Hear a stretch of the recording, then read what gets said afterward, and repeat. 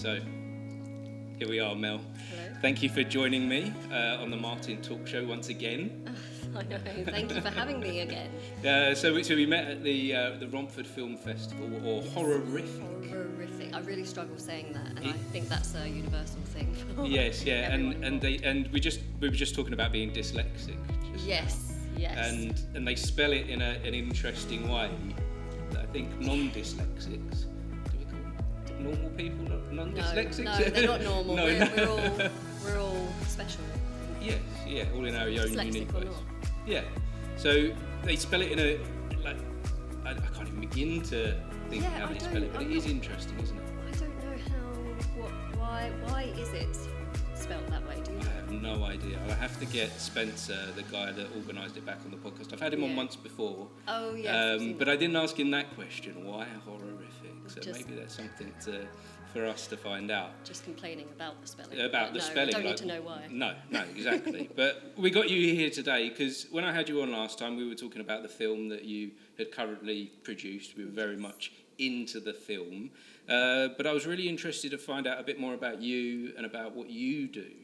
And one of my big questions that I've got for you today, we'll dive really deep in at the deep end to start with, is what do producers do? Oh my goodness, this question. It comes up quite a lot. So I feel like the role of producer, and it does depend whether you're in indie film specifically or you're doing a lot of different things like commercials or big budget, say Hollywood films. But the role of producer has changed over time. And a lot more people are becoming producers and being in other disciplines as well, because everyone is multi-talented at the end of the day. And a producer has a massive skill set that can be transferred to many industries as well. But overall, I think I'll bring this up now because it is my little bit of a pet peeve when coming on board with some projects or meeting people about some projects, because everyone's looking for a producer. And especially in the indie scene, it's very hard to come by them, but they're everywhere. And you can do it yourself. But the reason they're trying to find that producer preliminarily is because they want the money. Right. A producer doesn't necessarily just go and get the money. They can be a part of that. It could be that the project already has money and the producers solely really should be managing the project and making sure it adheres to all of those budgets and all of those schedules that make the film happen. But they are not solely just to go get the money. No. So that's the disclaimer here. So a lot of people will be reaching out to you for that alone. They will be saying, we need money to make our film. Yes. Can you sort that out for me, please? Yes. Which, of course, again, you can do. That can be part of the program. But it's not really, I think, what producers just want to do. They want to get the project made. They want to collaborate with you on the project. They are creative just as much as business-minded and administrative. So they don't want to just get a message saying, I've got this short, I've got this film, here's my script. Can you give me money? It's like, we are not executive producers. Right, okay. Which is where... That's an interesting thing, because you see that on all movies, don't you? This was the producer, and then sometimes you have a list of 10 executive producers. Yes. So the difference between the two things and the person that's the producer on the film and the executives, does that come down to the money side of it then? Yeah, pretty much. Obviously, there's a little bit more among both those job roles, but you will see that a lot of the time, and again, a massive example is Hollywood films where the main actors are going to be an executive producer or a producer. Yeah. And a lot of the time they will be producers and they've been part of the PGA, the Producers Guild. But it's usually because they've actually financially backed it as well. So they have creative license as well as an investment involved in the project. So a big Hollywood name like Tom Cruise, someone like that, he'll be making a movie and he'll want to keep some kind of creative control over it. So he'll become an executive producer. I think he's a fully fledged producer now, probably at this stage. He's got Mission Impossible has like 12 producers. Right, okay. But again, not necessarily all of them are financing the film or gaining that finance. But although I would say in that franchise they probably are at this point. Yes, yeah. So, but Barbie, for instance, Margot Robbie, she's a producer in her own right. I think she opened up a studio with her husband. Yes. Yeah. So she went down that route. She wasn't even going to be in Barbie. She actually was just there solely to produce it. And they both, their studio financed it as well, I believe. So they went out, found the finance, and brought it back. So it's not like producers can't do that, but especially with indie film, that's not necessarily the way it's going. They need to be there to make sure it gets made when you have the money. So if I was to phone you up and say, right, I've got this idea for a movie, Mel, you really like it, and I pitch you the idea, and you're like, okay, I'm on board. Yeah. What is the first step with you? How do you deal with me as the filmmaker? So the first thing is, so if you're coming to me as a scriptwriter, or if you're coming to me as a scriptwriter director, or just the director who has a script they had from someone else. So that's the first thing. I just kind of, note that down. And I'll read the script first before setting anything up. And then if I like it, I will ask if you would like some notes first. And if I want to obviously go into it a little bit further, I'll arrange a meeting with you so that we can kind of go through it, and I'll talk to you about what your creative vision is, because I want to understand the script in your view, in your perspective, because everyone reads things differently, as we're saying, dyslexic as well, it's very easy for us to miss things occasionally, or completely make something up in my case. Or interpret it, Exactly. often I'll read something and I'll interpret it in completely the wrong way. Yes. And I think that comes down to my dyslexia. 100%, that's me all over. So I have to reread a script probably about 3 times before I feel like I've truly digested it, taken it in. So once I've done that, that's when I'll get back in touch and, just find out what their perspective is. It would likely be, I prefer to do it face-to-face. I don't like doing things over Zoom or over the phone. I need to see someone's face. It's very different. You've got a different energy, and I feel like, again, it's quite easy to miss things when you're doing it over telecommunication. So hopefully that person's up for meeting and kind of just guiding me through what their process is, what they see this script turning into visually, what the aesthetics of the film is. So, any colours come to mind, any type of style of cinematography. What's the message behind the script as well? I want to know where the narrative goes, but also what we're trying to say otherwise. Okay. So is there... It sounds to me like there's a huge element of creativity coming from you, and the input rather than just a factual, here's the numbers, this is what it's going to cost. Yeah. Is it worth investors investing, and are we going to get something out of it? It's more than that. Yeah, I mean, it's a bit of a side note, but I actually grew up doing, I was in stage school, I went to a performing arts school. I then went to drama school in America when I was 16, so I was on a very different route. When I was younger, I was destined for the stage and screen on the other side of the camera. And then when I went to drama school, they taught us the other side. So that we had to do all of the filming, we had to be in the sound booth controlling all of the sound, we had to do all of the editing if applicable, and then we had to do a business class. Okay. And all of a sudden, kind of shifted over and went, ooh, kind of like this side, it's a bit more challenging.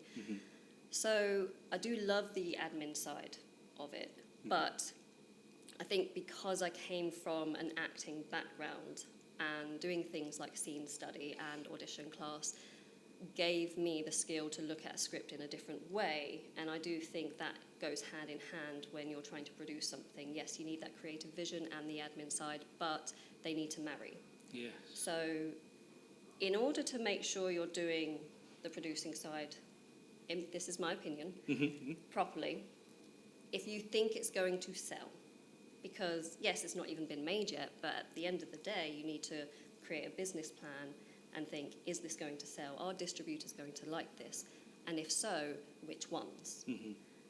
In order to know that, you need to know what that film looks like first, and how it's going to cater to certain audiences, who's going to like it. So if you don't understand it from the narrative side and the creative side, then I feel personally it's maybe a little bit more difficult to finish that. Yes. You've touched on something that's really quite personal to me as well, that background of having an acting background, a performing background. Yeah. That's very similar to myself. Ah, okay. We're very similar, dyslexic actors. Dyslexic actors in the room together here today. And I've taken a massive career kind of like pivot shift and come away from that acting. It explains why you're so good with the podcast interviews as well. I don't think, I definitely couldn't do this without that. Yeah. But what is weird, before this, as an actor, I would have never have done this. Interesting. Because I always had to... I liked and I felt comfortable being someone else. I liked having that script and that this is who you are. You're Romeo today, and you go off and you're that part, and I can put Martin to one side. Yeah. But being myself, that was very, very difficult. Right. And if there was a radio opportunity once when I was involved with a local pantomime, Prince Charming. When I was young, I got those kind of parts when I was young. You still got it. I'm not sure, but thank you. But back then, I could do that on the stage, and I could deliver the lines, and I could be that part that was all outgoing. But I'd go into the local radio station to talk about the show, and I'd just be frozen, and I'd be like, how do I express anything here as me? So interesting. Now put that to one side, and I've taken this up. It's pivoted, it's changed, and I'm not sure that I'll be so keen to go back to the acting and not be myself. I'm not sure. Okay. I'm not sure on that. I mean, weirdly, I was literally thinking the same thing yesterday. Again, just kind of thinking about today and my plan of getting over here, just balancing out my day. And then I was like, I don't know how to... all those years I was on stage, I could do it easily. Go into auditions, fine. But this is different because how do you come in and be Mel? How do you come in and be... How do you be Martin? I think that takes a long time to develop. Yeah. I think that for some people get it straight away. I'm thinking of my daughter now. She's 16 and she's just got it. Oh, really? Yeah, she can. Bless her. She'll probably say the opposite. Give us your secrets. But she doesn't care. Oh, yes. That's that. If she doesn't listen to this, but if she ever does, she'll probably have a go at me for saying that. But that's the impression that I get when I watch her. Yeah. When I watch her on stage, or I watch her get involved with things, she's just not worried about what other people think. Yeah. And she just does it, and she's just herself. I think I was like that as well, though. Yeah. I remember being like, I care too much now. I don't know if that's a bad thing to say, but... Well, no, I think good people, nice people care. Yeah. Don't they? Yeah. And so that's a flaw with good people, is that we care, but sometimes we can care too much, and we can worry too much, can't we? Overthink it. It then stops us moving forward. Yeah. It stops us doing what we want to do. Yeah. Sometimes. So coming back to you then, I want to go back to your days of being an actor, actress, wanting to be on the stage. So where did this all begin for you then? Where did because it is all linked, being a producer. Yes. I don't think, I only know a little bit about you, but I don't think that you could perhaps be such a good producer without that background. Do you? I don't know. Oddly enough, first of all, I've not met a lot of female producers. Yes, yeah. Which, maybe I'll talk about later. But, I mean, growing up, again, it just keeps coming back to the dyslexia thing. I didn't actually get diagnosed until I was much older, when I went back to uni to study film. And I found academia very hard. School was very difficult. I didn't quite understand lessons, and everyone else seemed to get on board. And my parents even worked at my school, and it was just a struggle. I only liked going to drama class. I understand that so much. Yeah, that resonates. I was just lost at school. Yeah, it just didn't connect. It didn't click. And it's not to say that. I mean, obviously there is that fear and anxiety of being dumb, especially when you're at school and being called dumb potentially. Did you ever have anything like that happen to you? Was it ever? Not to that extent. Maybe it's because my parents worked at the school that no one wanted to try. I'm not going to try and guess your age, but when did you go to school? You seem you're a bit younger than me, aren't you? So I was at school in the 90s. And I feel, having seen my children be at school kind of in this generation, things have progressed, things have moved on. Yes, definitely. So when I was at school in the 90s, at school, I had a teacher sit down with me one day and do an assessment. Okay. And at the end of the assessment, he just told me I was slow. And that was it. Wow. Yeah. Okay. Yeah, that was my assessment. I'm just slow. I'm just behind. Yeah. There you go. You look back at your little, what were they, little report cards? Yes. And then I've still got some from when I was little. And you do have little comments here and there, almost insinuating that there's something not quite good enough about me. And I've seen some of my brothers as well. I won't go into that. But yeah, no, luckily I'm sorry, that shouldn't have happened, first of all. No. But I agree, yes, obviously back then it was a very different time. Not even that long ago, really. And yeah, I was at primary school during the 90s. And yeah, I don't think anyone I knew in my school had any of that. So I don't think if they are, none of them were diagnosed. But it didn't really get in the way. So I still got through it and everything. But then I think my parents realised quite quickly that PE and drama, and also music, that was my thing. They were like, okay, cool. So she's creative. Okay, she doesn't care about anything else. Yeah. So they just enrolled me into, the nearest stage school they could find for the weekends and after school, and drama clubs in the area. And yeah, I just took all of a to sudden it so quickly. You connected. Yeah. All of a sudden you connected with the work, with learning. Yeah. Once you found your thing. Exactly, and they were almost surprised because of how much I struggled in class, especially with English, that I would then get a script and learn it immediately. I would just read it and then just know what it said, and I could then somehow transpose that into a normal conversation. Often for me as someone, so I didn't discover drama, acting, all of that until I was at the end of my school and outside of school. Oh, okay. And for me, I thought I didn't even think that was for me because it didn't kind of fit with my personality. But I didn't learn things from the page. I had a very good first mentor at the local theatre that discovered that I learned through listening. I learned from being in a rehearsal room, from being in the environment, and through him often reading the script to me. That's amazing. And that's how I would pick it up. So how did you learn? I'm actually fascinated. Oh yeah, by that. okay. That's You so look shocked. He would just read it to you. He would read it to me. He really understood that not everyone's the same, and this is where I think schooling is still behind. Yeah. So while I say school has progressed and it's got a better understanding of dyslexia, it's still treating all kids as the same. Yeah. Have you heard that analogy about like a monkey can't swim in the sea and a goldfish can't climb a tree? Never heard that, but now I have. Yeah, well there you have. That's So kind that of makes so much that's sense. kind of what's going on at school. They're treating us all. Yeah. I'm a goldfish, and they're expecting me to climb a tree. Yeah. And school is still I'm like definitely that. a monkey. So trying to swim. Exactly. It's very confusing. Yeah. So it is confusing for us, isn't it? So when we're different to the mainstream, when they're trying to fit us into a box. So school is still stuck in that, unfortunately. Yeah. But yeah, this mentor at the local theatre, he changed. I didn't even know he was a mentor at the time. I was just like, oh, this guy wants to show me what theatre's all about. Yeah. But looking back, I'm like, no, he taught me, he made me understand how my mind works, how I think, how I process things. He would read the script to me. And one of the first plays I did was Romeo and Juliet. Like, for a dyslexic to jump straight into Shakespeare. Oh, and he would read it to me.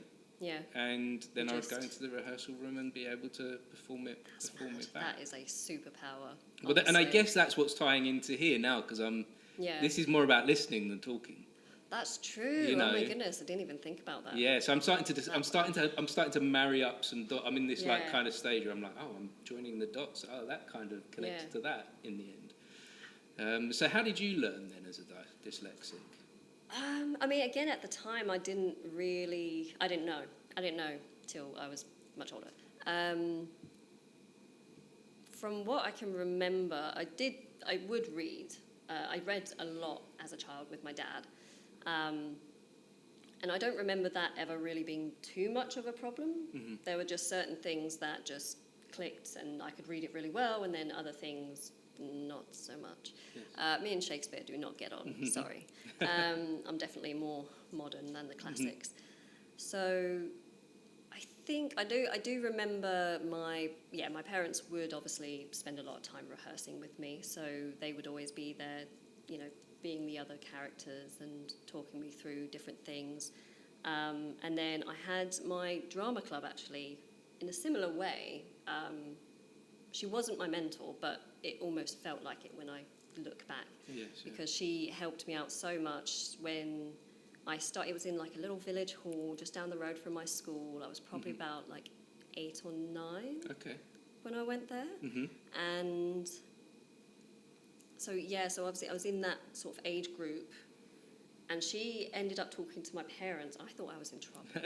I didn't know what, because I got a little bit boisterous when I was in these drama clubs. All of a sudden I came out of my shell. You came alive. Yeah, and I was a massive tomboy. Okay. So I was a bit mischievous, I think.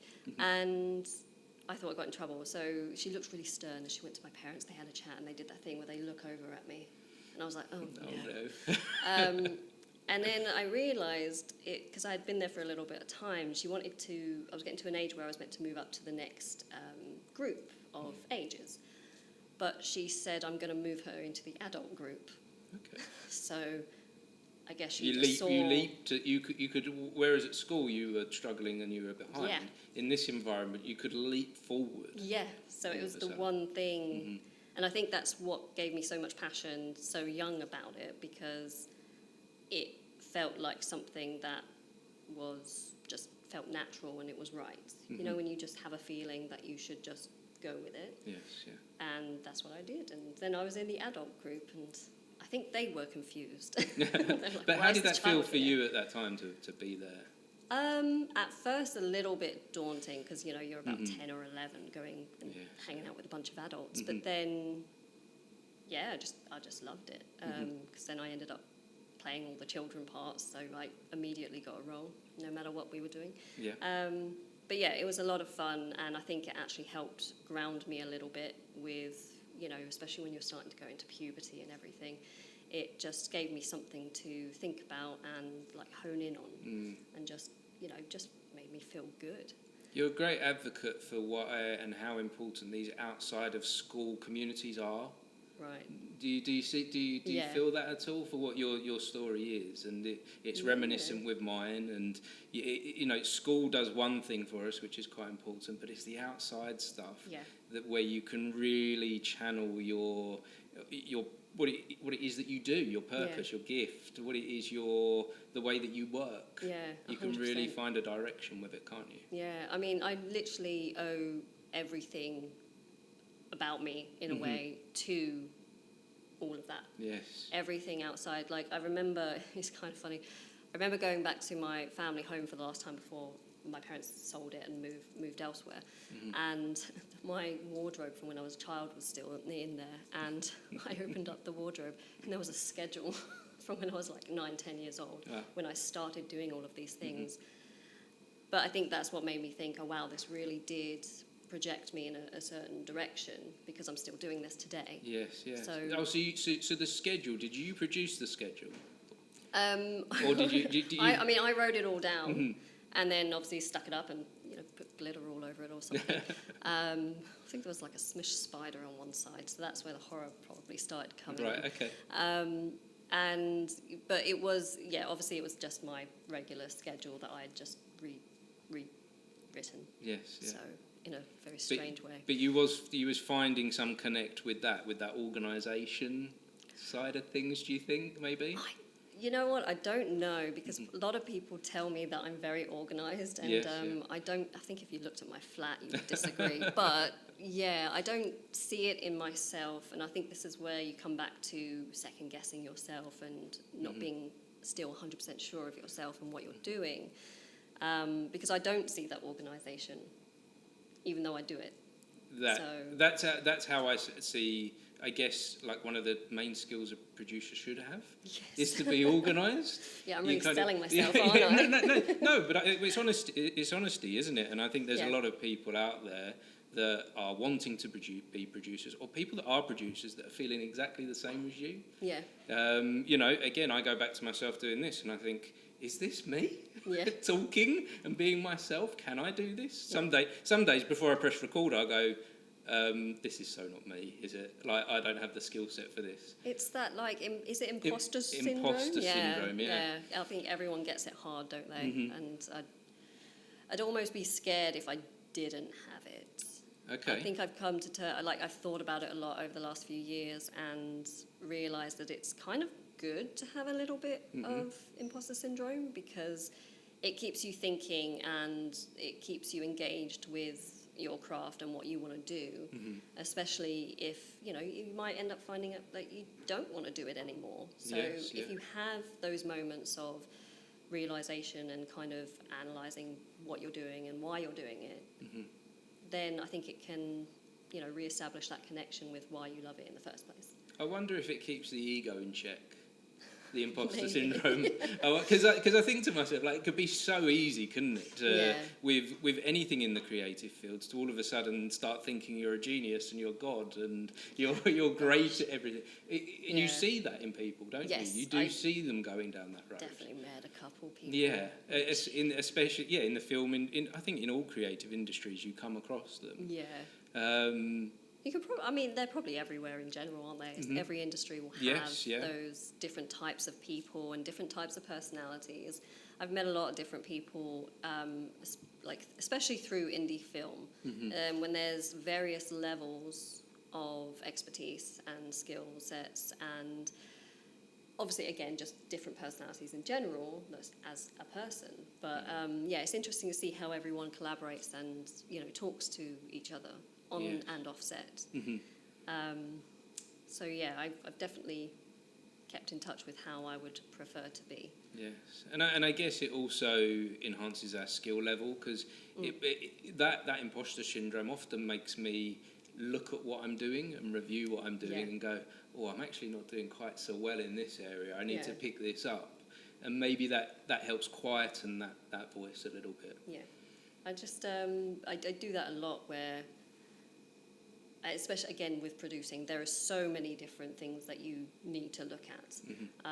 Again, I feel like people don't quite always see how much a producer does, and it's actually one reason why I went down that route, because when I came back from America, I was like, okay, well, I'm going to go to uni, learn film, like study it, like truly understand it. Because for me, if I've not gone and researched it and really studied it, I don't feel confident in doing it. Yes, yeah. It's really strange, but it helps me. So, so I did it. Went back to uni as a slightly mature student, and it was a lot of fun. Learned a lot. And one of my teachers during the final year, she was like, "You went to acting school. Why are you not directing?" And I was like, "It just doesn't really appeal to me." But producing, you're literally there from pre-production to completion to after that. You're literally there at every single stage. You're doing so many different things. And, you know, directing, you're not necessarily there for everything. And it's just a lot more streamlined with... and I'm not saying this about directors at all, but for me, it just felt like it was just a sort of one avenue territory. Okay. And then producing just had all of these different avenues that I could explore and kind of get into. And then, again, all these other skills that I had from just like, you know, regular day jobs and everything, they were just all transferable. So it just made more sense and it was more appealing. So it sounds to me like the producer then, so we started off talking about, you know, there is the element of getting the money and helping the film take off and happen. Yeah. But then you kind of, I'm seeing this analogy of like you drive a train. Yeah. The film is the train, and you've got all the different carriages. You've got the pre-production, post-production carriage. So it's like the star vehicle for actors and films, and that's like producers. And so you're in charge of making sure that it keeps moving forward, and it stays on track. Yeah. Yeah. So what's a core skill to keep it moving forward then? What is it you pull back on to do that? This almost sounds a bit boring, doesn't it? But it is communication for me. Mm-hmm. So being able to communicate with people, and again, especially with the director, you need to be a team. You need to be completely on board with each other and know exactly what each other wants, and where everyone's going to go, and also maybe their temperament. If things are getting a little bit spicy on set. Mm-hmm. Not having the ability to communicate with someone can destroy things.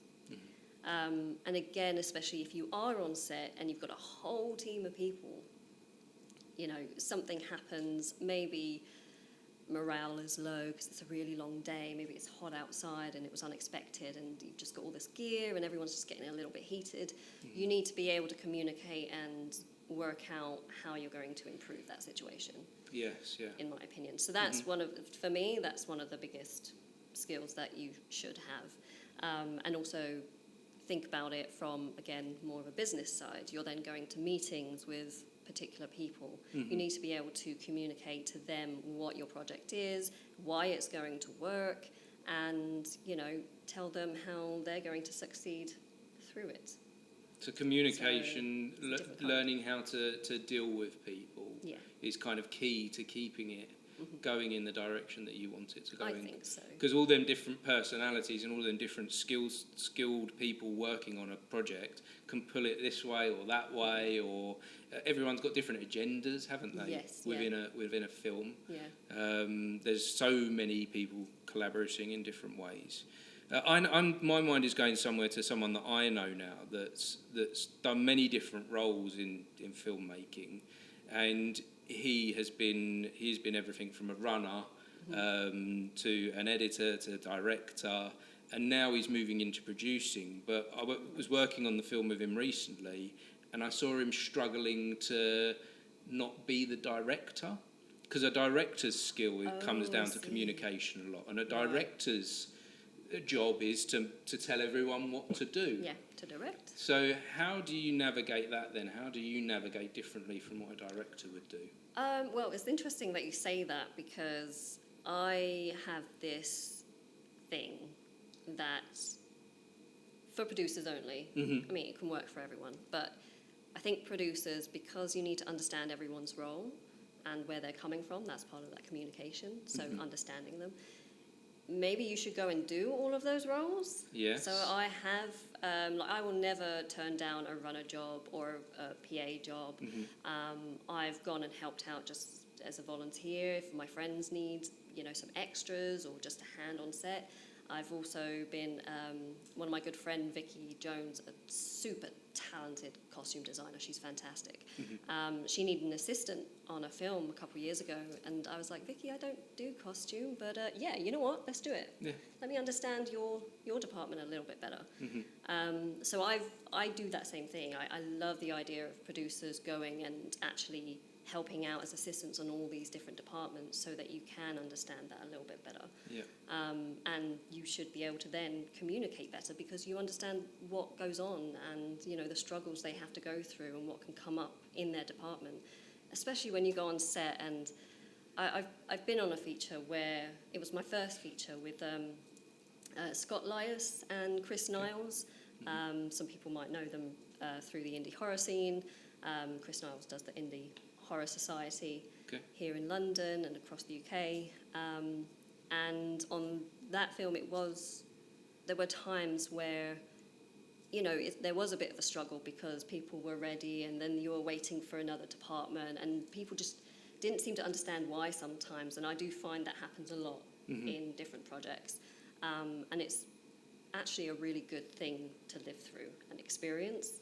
And then when you actually go into those departments and you see why, you're like, oh, okay. I understand this because you've lived it. Yeah. You've been there, even if it's just for a moment, as a one-off helping a friend out. Yeah. You've had a look behind the curtain of that job role to see what's really going on there. To I guess understand their struggles. Yes, exactly. As well as why they do things well. Yeah. So I think it's very important to do that. And if you can do that, fantastic. Definitely recommend it. Obviously, you don't have to because it's, again, for a producer, I think it's good to have all those different skill sets and have that understanding, what it takes for that person in that department. Especially because, you know, one of the first things you do when you're on a project during pre-production is the scheduling and breakdowns. Mm-hmm. So obviously the AD is known for doing all the call sheets and all the breakdowns thereafter, but the producer needs to actually fill all of that out first. Okay. And then work with the AD to move that along and just kind of refine it a little bit.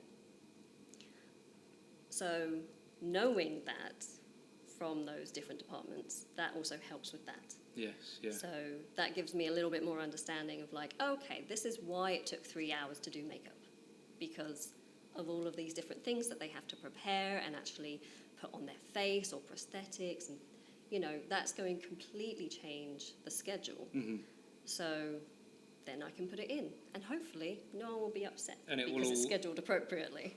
And it will all work, and it will all come together well. Yeah. And it will all fit, and it will all stay on track. Yeah. And so this brings me to my next question then, which you've kind of already answered. But I was wondering if you met another actor today, a young actor, and she came up to you and she was like a young Mel, and she was like, just, you know, I'm doing this acting, but it's not quite for me, and I'm interested in what you're doing. I like the look of what you're doing here. I've dabbled a little bit in my studies at college or university. How do I move into it? What's the first step? What would you tell them to do first? Oh, this is a hard one because I feel like it comes up a lot. I'm just talked about how, you know, I went to stage school and then drama school in the States and then uni. I did all the things. I even did a teaching diploma for performance arts. Okay. I wouldn't recommend going to school for it. I do think there are so many options out there for internships and apprenticeships and early entry role level jobs. Because as much as for me, yes, I do feel more confident when I've gone and done a workshop or a course or something like that. But that's the way I understand things and how I process them. That doesn't work for everyone. So if you're not like that, and doing sometimes is the best way of learning, being in the environment and just doing it and experiencing it, that can teach you pretty much everything you need to know. So something in just jumping straight in. Yeah. And you, I think with these creative jobs and creative fields, we can sometimes do too much learning and research, and I think we've discussed how that's important for us. But if you do too much of that, it can hold you back somewhat, kind of. Yeah. And it's in the doing is where we'll learn the most. I think that's the one thing that I kind of wish I did more of. Mm-hmm. So again, I did change paths a little bit later than probably could have done, but I don't regret that at all. But I think even when I left uni, I just felt a little bit unsure of where to go, didn't know what to do, where to look. And then every time I did find something like an apprenticeship or an internship, there would always be like some sort of prerequisite that I just wasn't applicable for. So I couldn't do that. And it was always too late. Like I was a BFI mentor at one point at uni. Okay. And the representative who came from the BFI to kind of come and help out occasionally, he was like, oh, you should do this thing that we have. And I was like, by that point, I was already 25 and no longer could go to that. Yes. A lot of the opportunities for them kind of things open to like below 21 or and things like that. And I suffered. I had have had the same experience. Yeah, there you go. So I think as we get later in our life, and actually, what am I saying? Like, I'm only just 40, and I keep trying to tell myself, actually, this is just the beginning. Yeah. That because it really is. It really is that everything else I feel before was just like the prologue and just the build up to what is coming now. Yeah. So I'm trying to use that idea to stop me having a full-on midlife crisis. Oh my God.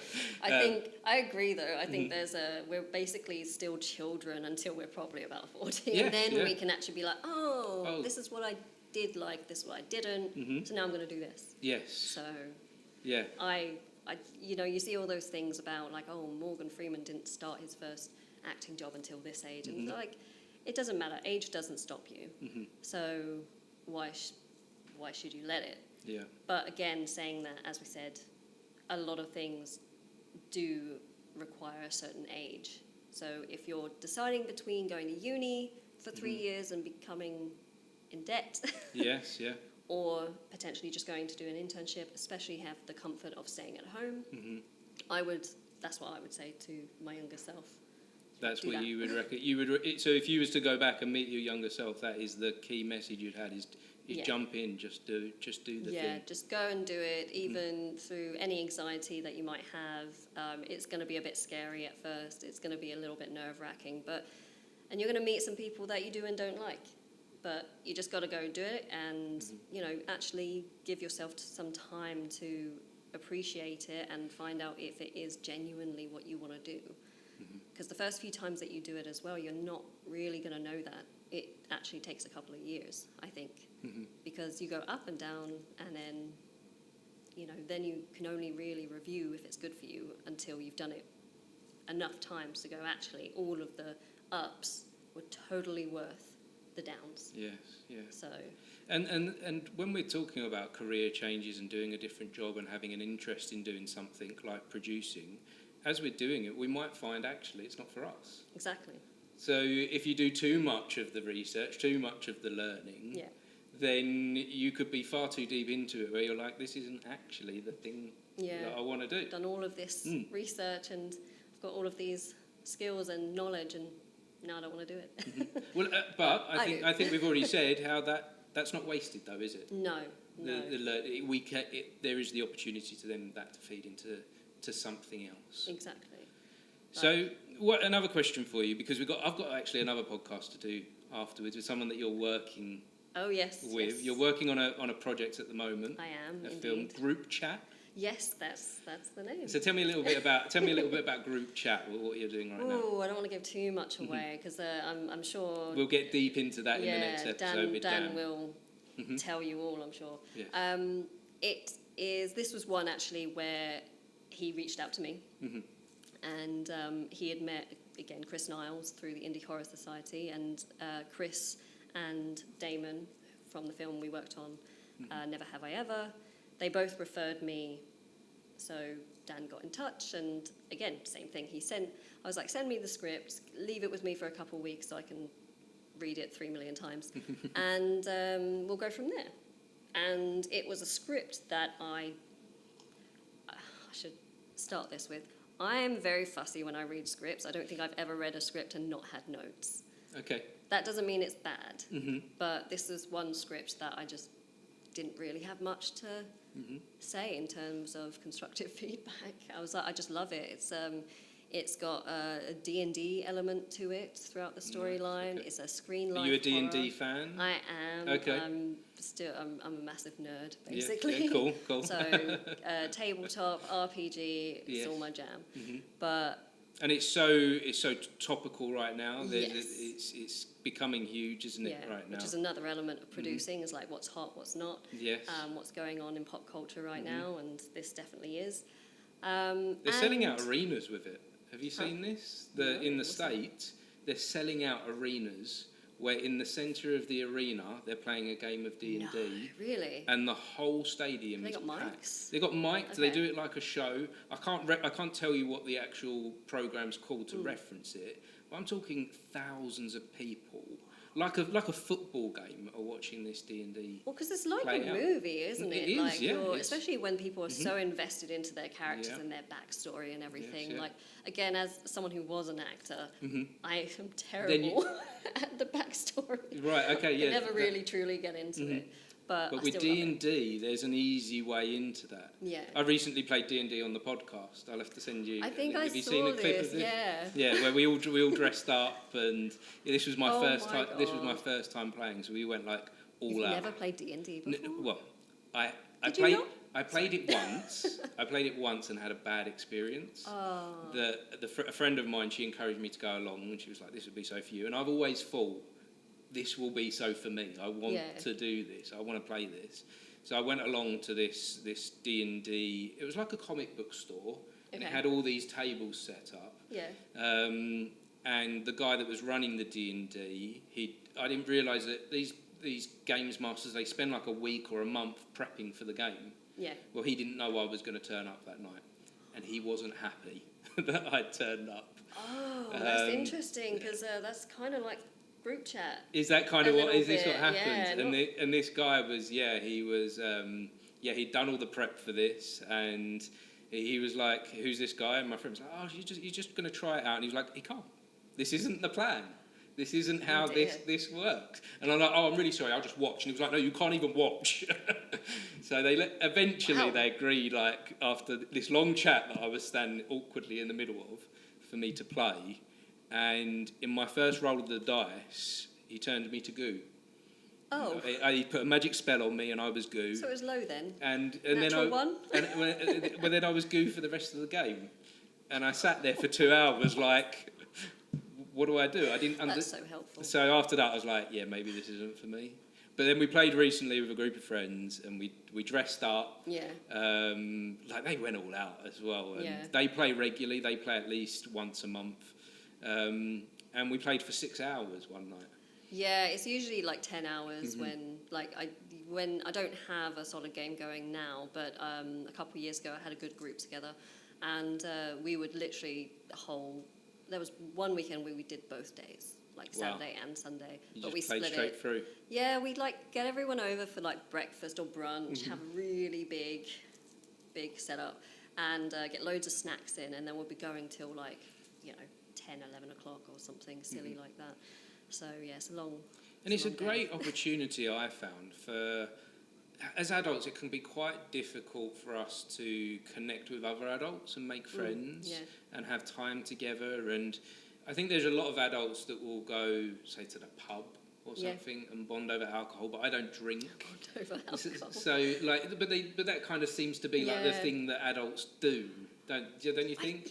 Whereas D&D gives us something creative to do together. Yeah, it's definitely a lot more. I definitely prefer having a games night than I do go to the pub. Like I do drink myself, and I do see why people do that, because I didn't really do that very much, and I have done it like in the last year or two, especially going to like film festivals. Yes, it is something that you do. Yes, and I can see the fun in that when I'm connecting with people, and I do know of some people that do it because having a drink will then calm them enough to interact with other people. Right. Yes. So I can see that side of it, but I would definitely choose a games night anytime. Yes, to bond and make friends. It's a wonderful way to do it. I almost kind of think it takes us back to when we were like cavemen.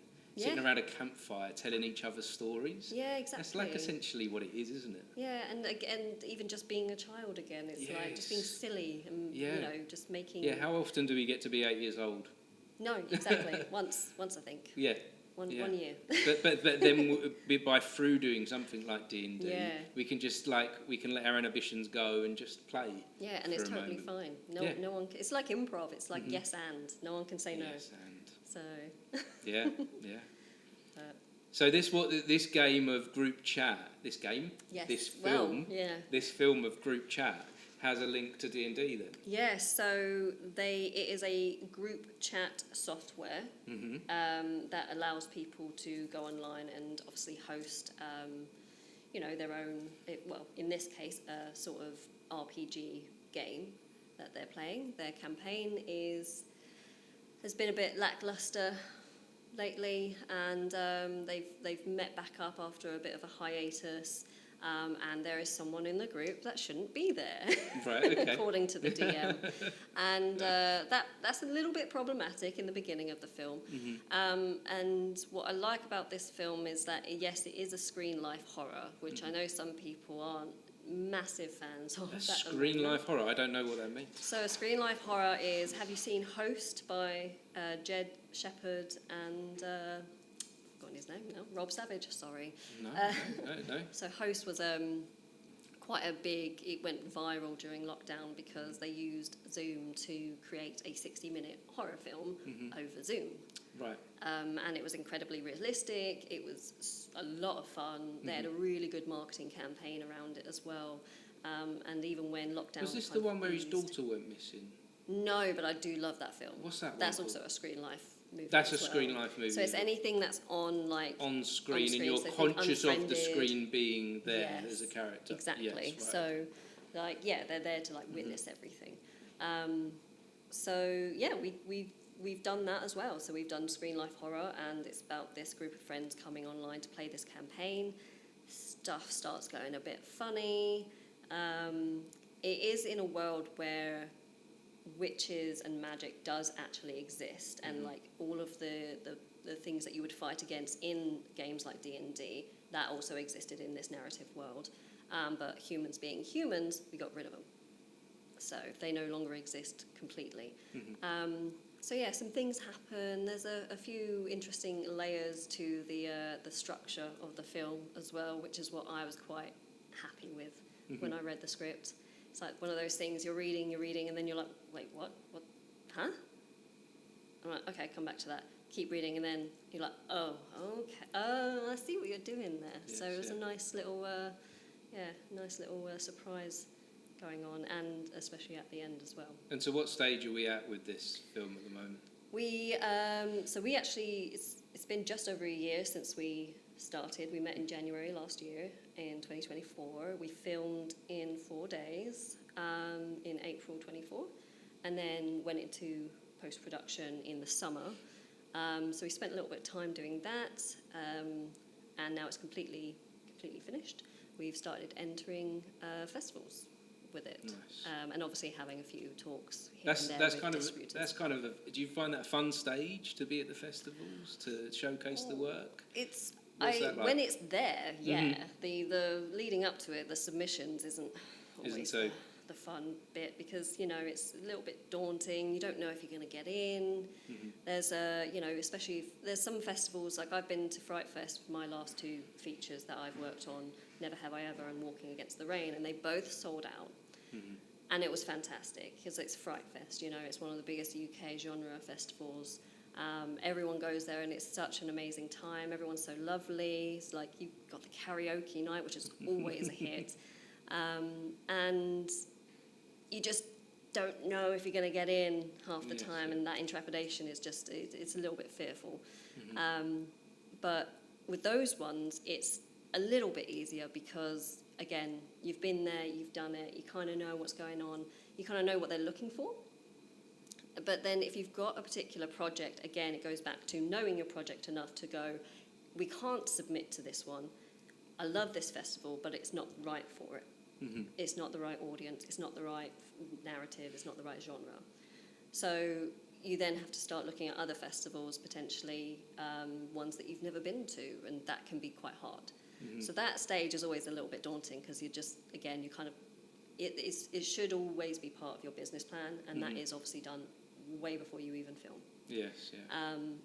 So it makes it a little bit easier, but it's still just as terrifying because you don't always know the outcome of what that's gonna look like. And it's I mean, you're always like fingers crossed, but it's also not like a be all or end all sort of situation. If you don't get into all of them, it's not the end of the world, guys. You can still carry on. You can still push your film out and let everyone see it. So the film festivals then, what does that mean for the film? It again depends on the business plan that you've created. Because not all films will fit into a festival, will they? Exactly. So if it's not right for the festival and you've submitted, obviously that's not a great thing to do. Yeah. Just don't do that. But when it is there, now some people might already have distribution and sales talks going on. They might even have already sorted out their contracts with them. Okay. They could go to festivals and be like, we've already got distribution. So, but that can be a highlight for festivals. Some festivals might like that and be like, oh, I definitely want to play it then. So if that's your plan, go for it. But for a lot of people, I think it is just going there to showcase your work and just be with like-minded people and be like, this is what I made, yay, I'm very happy about it. I wonder if some people get too caught up on all the normal ways of seeing a movie, like streaming and going to the cinema and watching it on TV. But festivals is a great way to find your audience, to find your people, I guess. And that's again another thing that I wish I'd started doing earlier. I just didn't have the money to go half the time. But when I started... As a film lover, when you say that, where do you wish you saw it was attending earlier, in what way? I wish I'd gone to FrightFest earlier than I did. I think I was still kind of going down that road of, you know, where do I go after uni? And I always knew I loved horror, but for some reason something didn't click in me sooner, being like, oh, you should go into making horror films. Yes. Because you love them. That's a weirdo. And I thought I had to go and do all of these other genres and stuff, and then I realised, I just don't love it as much. And then I, again, met Chris Niles and Scott Lias and did the film with them, Walking Against the Rain. That's a horror film. Then talked about FrightFest, and I was like, how did I not know about this any sooner? And like you said, I just found my people. It's like all that time before that, I was just the weird horror girl that everyone knew. Now I was like, oh no, there's loads of us. There's a tribe. This is great. Yeah, I found them. We were just all in a weird pocket of Leicester Square. That's awesome. That sounds like a wonderful place to be. Oh yeah, it's fantastic. It's like, and they have so many different films. And it's nice that they obviously have some like big budget films as well, which come out after the festival. So you're kind of getting like a sneaky little premiere beforehand. But then there's other ones, like you've got Grimfest, you've got Dead Northern. They're all like quite big as well, and I would say they're almost in competition. So is a horry? Is that a word? Horrific. That's the thing. That's the horrific thing coming back in there. As a horror film fan, what festival would you say should be attended? UK, yes, FrightFest is, I would say it's probably number one, right? And again, as I was just saying, Grimfest, and Dead Northern. There's also, Indie Horror Society have started doing like horror showcase in two places. I think it's London and Manchester, and that's always fun to go to. And that's, you've got shorts going on, and because shorts is obviously a wonderful place to start when you're doing filmmaking and submitting to festivals, finding your voice in particular as well. But if you're going further afield than the UK, you've got quite a few other ones, like Film Quest is quite good. You've got I believe it's Panic Fest. There's there's so many. If you've got like a found footage horror movie, you've got unnamed horror found footage. Right, okay. They always go back and forth. That's where dyslexia comes out and you're like, oh gosh, I've done it wrong. But yeah, there are so many that you can look at, and again, comes back to your business plan. Do your research, find the ones that make sense for you. Don't just go for any of them, because there's so many. Okay. And all of them do look fun. That's the thing. Yeah. Well, I'm looking to it. I enjoy doing this at festivals. Yeah. So after we've had this conversation, I'm going to talk to you a little bit more about where I should perhaps go and visit. That's what I'm keen I'll give you a list to find out. I've got a massive Excel sheet. I'd love a list to see where I should be going next. I love a horror film as well, so I enjoy talking about it with people. Yeah.